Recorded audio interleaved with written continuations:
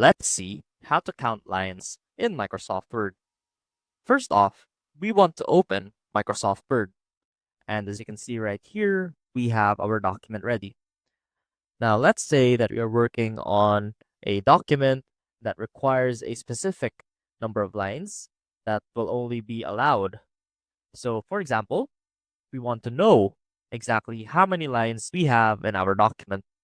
And we can do that by checking the word count.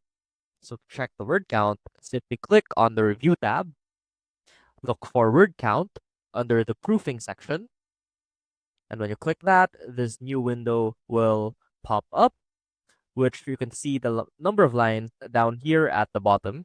So right now we have 18 lines. Now, a faster way to do this without clicking on the Review tab is by simply clicking on the number of words down here at the status bar, and that should do the same thing to open up this window and show you the statistics of your document. And that is how you can count lines in Microsoft Word. I hope this helped, and I will see you soon.